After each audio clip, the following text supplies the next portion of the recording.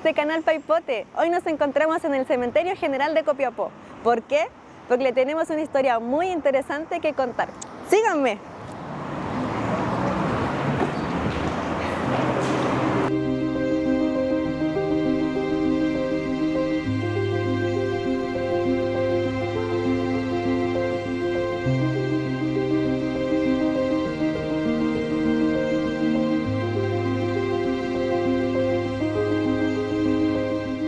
Bien, mi nombre es Cristian Caracholo, soy gestor cultural, historiador de la Guerra del Pacífico y especialmente de los batallones de Atacama. Además soy recreacionista, hoy día estoy recreando al mítico batallón cívico movilizado de Atacama número 1 que participó en la Guerra del Pacífico y que tuvo una destacada participación.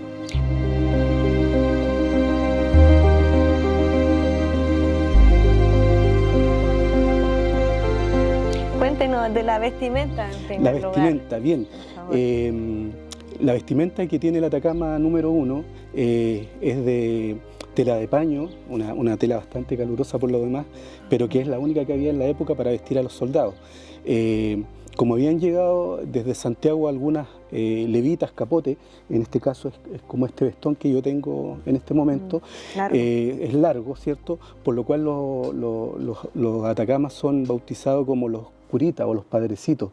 ¿Por qué? Porque por el atuendo negro y por el largo de su chaqueta se les bautizó así al llegar al norte, por las otras unidades que estaban ahí acantonadas. ¿Había una razón de por qué era tan largo o solo fue nomás que...? No, lo que pasa es que, como te decía,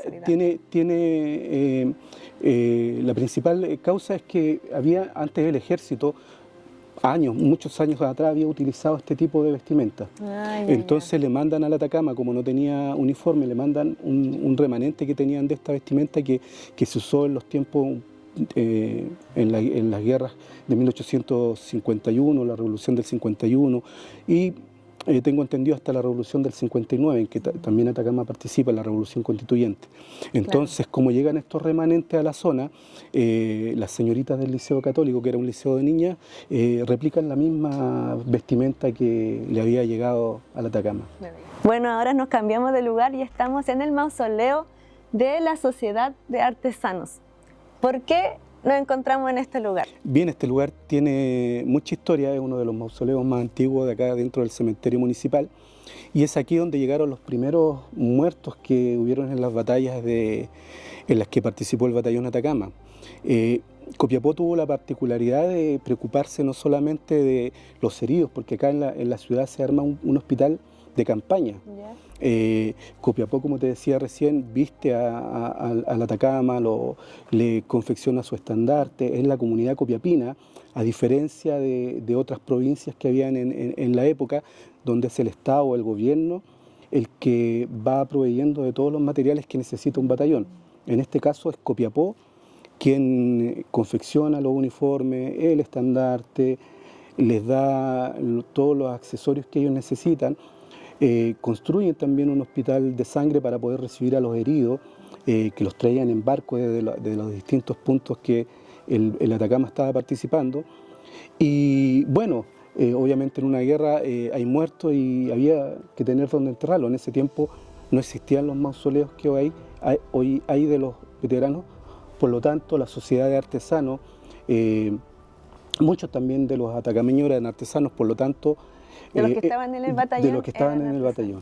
Sí, el batallón estaba compuesto por mineros, profesores, estudiantes, agricultores, gente desde las personas más acaudaladas hasta los más pobres. O sea, era toda la comunidad participando. De manera voluntaria. De manera voluntaria.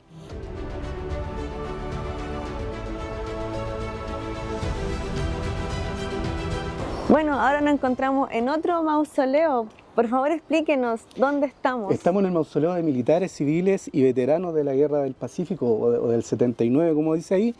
Este mausoleo fue creado por la sociedad posguerra. La guerra ya había terminado. Recordemos que la Guerra del Pacífico ocurre entre 1879 y 1884. Por lo tanto, esta sociedad se constituye 2 años después de terminada la guerra. Y el fin de todas las sociedades militares que se crean, o de veteranos del 79 que se crean a lo largo de todo Chile, era con el fin de ir en ayuda de los soldados que habían quedado mutilados, con alguna condición física que no les permitiera trabajar normalmente o desarrollar su vida con normalidad. Por lo tanto, se forman esta sociedad. Y asimismo también ellos empiezan a construir mausoleos para poder tener a sus héroes resguardados y enterrados en estos lugares que obviamente honran lo que ellos hicieron. Por supuesto. Y esto, ellos iban a rescatarlos, porque me imagino que quizás no llegaban todos los cuerpos, sino que uno tenía que ir a buscarlos. Sí, Copiapó se preocupa de traer a sus muertos, y hay un hecho que queda registrado, ¿cierto?, en el diario de campaña de Rafael Torreblanca de Olarea, el capitán del Atacama, donde él cuenta que después de la batalla de San Francisco, el 19 de noviembre de 1879, ellos sepultan en un lugar alto de un cerro a 3 que habían caído en ese combate, a los subtenientes Wilson Blanco y el capitán Vallejo, y dejan marcas, lo dejan marcado dice textualmente Torreblanca, dice, en un lugar donde pudiésemos reconocer dónde están enterrados. Seguramente toman algunas coordenadas y después, un mes más tarde, son traídos a Copiapó. Y así empieza también, años posteriores también, a traer a aquellos que habían quedado en el norte sepultados, y los traen a Copiapó. Y es por eso que construyen también este mausoleo, para no solamente traer a los héroes que habían muerto en el norte, sino también para ser enterrados ellos posteriormente cuando le tocase el momento de partir, claro, ¿cierto? Estar enterrados junto con aquellos que hicieron la campaña del norte. Entonces, para ellos tenía un valor súper importante, sentimental. Igual, porque me imagino que igual uno en la guerra, uno sufre hambre, sufre frío, mucho calor. Sí, en la guerra se hacen esas como fraternidades, amistades. Correcto, cuando uno lee los libros de historia, diarios de campaña de personajes que participaron en la guerra, tú ves eso, la fraternidad, el decir muchas veces, oye, si yo muero, cuida a mi esposa, cuida a mis hijos, claro, cuida mi campo que yo dejé allá. Entonces se dan todas esas cosas que son sentimentales. Que es parte del ser humano. Es parte del ser humano, sí, correcto. Entonces ellos querían estar en un lugar todos juntos.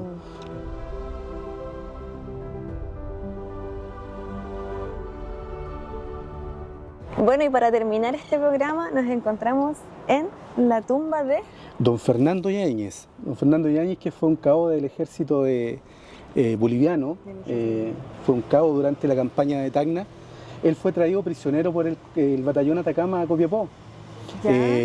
Para las primeras campañas se traía mucho prisionero de guerra, lo traían en barcos y los mantenían acá en Copiapó por mucho tiempo.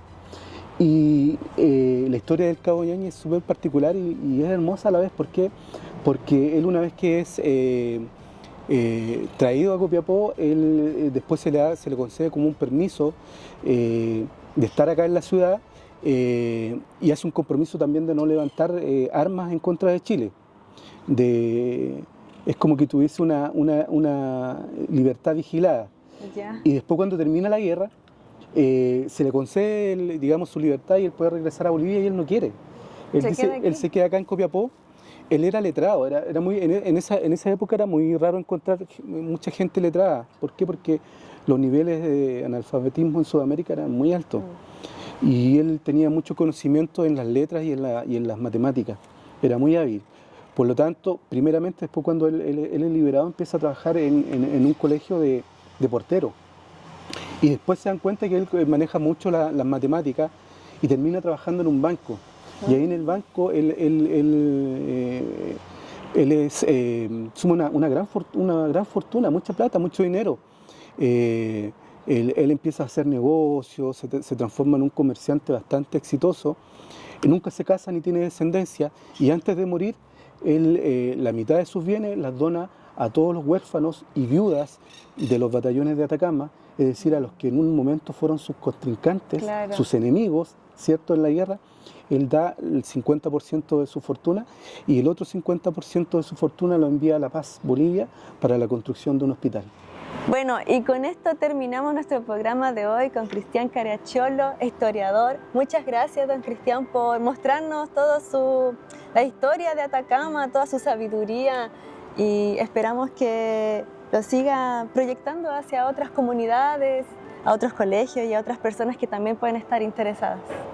Sí, muchas gracias a ustedes por la invitación y siempre aportando a la historia, la cultura y el patrimonio de Copiapó. Sí. Y usted tenía una frase que quizás podríamos terminar con esa frase.